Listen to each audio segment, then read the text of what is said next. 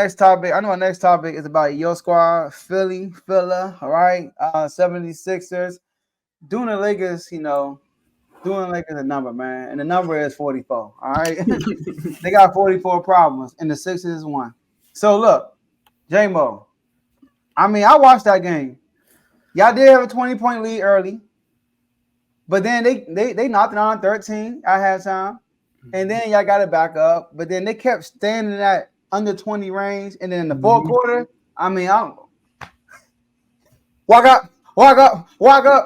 So I'm gonna kick this one off, right? You went first in the first one. Gotcha. So the Lakers, should they be concerned, like highly concerned with this L? Now, let's recognize LeBron James, the only one with 39,000 minutes in NBA history, right? First person to ever do it. Sadly, because on the night he did that, he suffered his worst loss in his NBA career. All right. So great job for handling that, J-Mo. I know you probably take pride in that in the future. He's arguing any LeBron James fan. Man, we give him his worst loss. You can always say that. So I don't think it's panic mode because the Lakers, they are playing for the playoffs. All right. I will say that. The Lakers also have a lot of injuries. And then Anthony Davis got killed by the national media. People in the chat about how Joel Embiid just went crazy. I'm not going to put that on AD. When you play a guy like Joel Embiid, you're not going to stop him, right? It's going to take a team collective effort to slow down Joel Embiid. There were a lot of times when he contests Joel Embiid or he'll help defense on somebody else and contest, and Joel Embiid will clean up. Boom, clean up. A lot of times when they will set a pick on, or not set a pick, or like a lot of times, like most of his buckets wasn't on Anthony Davis. It was like a lot of times Anthony Davis helping out, and Joel Embiid is capitalizing on it. And him getting a triple double, y'all was making every three. Pat Bev hit like 3 in the first quarter. They said he was like 2 for 20, something like that. That game. Pat Bev was hitting threes. The Morris, Marcus Morris, I think he had 4. Yeah, then he was hitting mid-range. Y'all like he was cooking. Right. Once Pat Bev came in the game, hit that one on top of the key, I was like, okay, I see what kind of name this is. But AD started off aggressive. Like he was like in the first quarter, he had like 6 points easy. He got a layup on Embiid, he had 2 mid-range jumpers, drew a foul on Embiid, and then he missed like 4 shots in a row. He missed 2 free throws, and then I think after the half, he just slowed down after that. But I don't think it's panic mode because the Lakers started off 2-10 last year. After starting 2-10 last year, AD missed some games. LeBron missed a ton of games. Like climbing to the play-in, get out the play-in, and they made it to the Western Conference Finals. So I don't think the Lakers are concerned. They are concerned when it comes to winning. I think Zach LaVine is going to get traded to the Lakers. I just got a feeling they're going to find a way to get Zach LaVine. I don't think it's going to matter. I think they still won't come out the West. But if I'm a Laker fan, I wouldn't be too worried because in the NBA we playing today, 44-point wins might happen. It's going to happen because of the 3-ball. It's not like they were not hitting shots and y'all were hitting shots. Now, y'all were playing great defense on them. Like in the first half, y'all was shutting them down. And then they went on a little run at the end of the second quarter. But y'all was hitting every shot too. Y'all were on that night. That was y'all night. Maxey hit 2 early threes too. Then he pulled off like a logo. I'm like, all right, bro. He was feeling it. So I'm going to say no panic mode for the Lakers right now, but they do got some things to fix and some players to move, like D-Lo.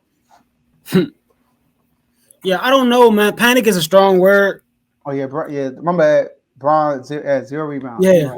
That's effort there. Yeah, and then I hear a lot of people saying LeBron was 8 for 12, 18 points. He had a solid game. I'm like, bro, he's part of the team. The whole team was bad. Nobody on the Lakers played a good game yesterday. Nobody. None of them. That's how I feel. So, I don't know. Like I said, panic is a strong word. Mm-hmm. I do think there's major concern, though. I don't think this team presently constructed has a chance at coming out the West. Just off the top of my head, the West is much deeper than it was last year. You know what I'm saying? You got Minnesota, OKC, y'all, Phoenix, Denver, Houston. Don't sleep on Houston. Don't sleep on Houston. Like it's some teams in the West. I hope I'm not forgetting nobody. New Orleans. New Orleans. Woo! And then we always talk about the Lakers. Oh, they got injuries. They got this, got that. If they get healthy, what if those other teams get healthy? Man, New Orleans gonna be a You know what problem. I'm saying? So I think this team presently constructed. The way it's looking, LeBron James is the clear-cut best player on their team, and they're Yep. not winning the championship with a 39-year-old as their best player. I'm sorry, Mm-mm. even LeBron James, as good as he is. I think AD is done being an elite player. He's no longer a top 10 player in the league. He cannot consistently produce. Because a guy like AD, he'll go against DeAndre Ayton, have a subpar game. He'll go against Sabonis, have a subpar game. You know, after those subpar games, when you go against a guy like Embiid, this is a chance to redeem yourself, to show people, those are just weak games. But when I play against guys like Embiid, I'm here. This is the opportunity for him to do so. Like you said, he was aggressive early, first couple shots. But then that call where he drew the foul on Embiid that you mentioned, the ref bailed him out. And it showed because ball don't lie. He missed both free throws. He missed both of them. Free chicken nuggets. Free chicken nuggets for everybody. 5 pieces for the whole stadium, whole arena. But he excuse me, Anthony Davis. I remember the Lakers played the Warriors in the play-in. Yeah. A few years ago. Yeah, when LeBron they played the Warriors in the play-in. The first half, AD was trash. Draymond Green was trapping him because Anthony Davis kept trying to get his buckets one-on-one. And then as soon as he got in the pick and roll, the pick and pop, Draymond, it had no answer for this guy. And that's where he's at his best. And I think that's how he has to get going. Like sometimes when he, like you said, he missed a few shots in a row, trying to go by himself. All right, let's get this pick and roll going. Let's get this pick and pop going. Even if I don't score, somebody gonna double and I kick out for a 3. So like Anthony Davis has to stay aggressive, but I think he's done. I really do. I think he's done being an elite player. I can name 10 players, maybe 15, easy that I would take over AD, especially starting the team. We expect so much from him, and that's why he just looks so bad. And he's turning the Bam Adebayo. Oh man! And I'm sorry, it's no diss to Bam, but when the Lakers went and got AD, they thought they was getting the next guy to take over the franchise after LeBron. They didn't think they was getting Bam Adebayo, and that's like I said, no offense to Bam, shout out to Dave, but that and you think I'm lying? AD is 21-12, 3 assists, 54% from the field with 2.8 blocks. Bam is 22-10. 3 assists, 52% from the field, and 1.4 blocks. So, AD, as good as he is, there's no way he should only average 21 points. He should be the leading scorer on that team. The Lakers, they last. I looked some stats up, bro. They last in second chance points per game. They last in second chance points allowed. They allow people to get offensive rebounds and go back up. That's like this the crazy part, Joe. They're 4th in field goal percentage, but they're 3rd to last in 3-point percentage. I'm not surprised with freaking everything else. They're 3rd to last in 3-point percentage, but they 5th in attempted threes. Like, so I understand. I understand they playing for the playoffs, but the playoffs can start now. The playoffs can start in 3 months. This team currently constructed is not winning at all. I don't think they have a chance at winning at all. So they got to make a move. Hopefully that Levine move that you're talking about can spark some energy into this team. But especially the way AD be playing, man, I know it brings the morale of the team down. He's so up and down, man. He's supposed to be the guy. He need to take a minimum of 20 shots a game. Minimum, J-Mo. So look, against Cleveland, the game before, he had a season high, 32 points, took 20 shots. Yesterday, he was 7 for 14. He took 14 shots. But me and he probably took like 8 in the first quarter. And after that, he disappeared for real. And he had 17.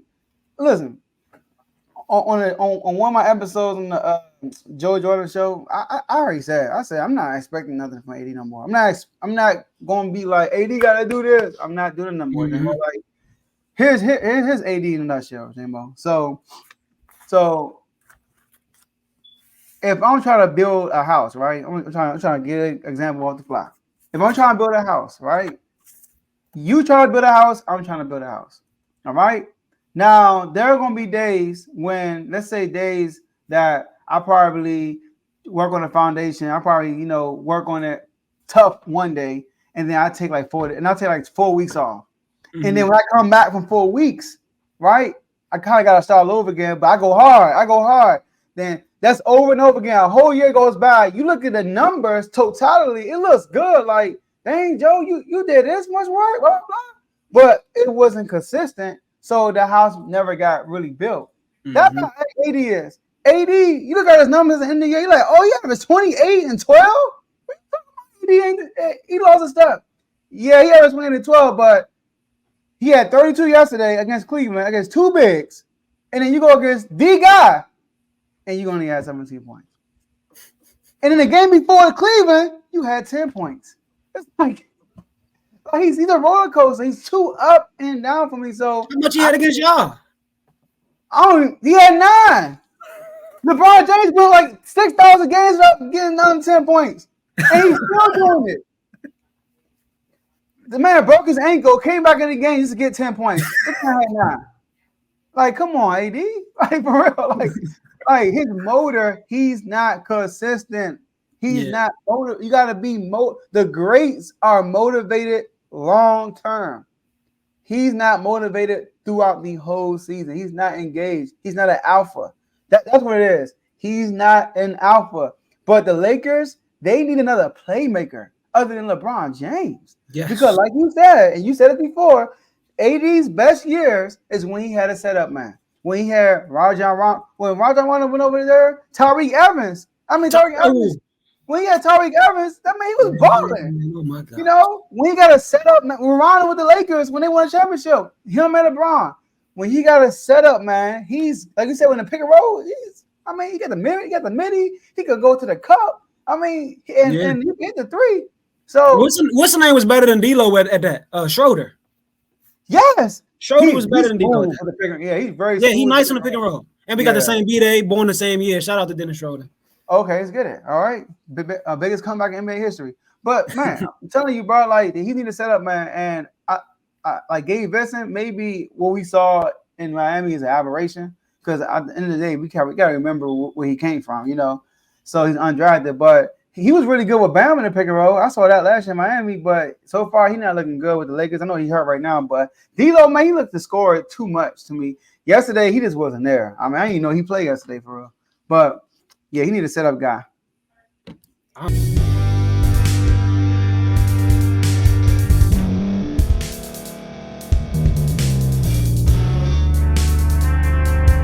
Thank you for staying to the end. If you're watching this on YouTube, please like this video, subscribe, and also hit that notification button so you can be notified next time we put out a video.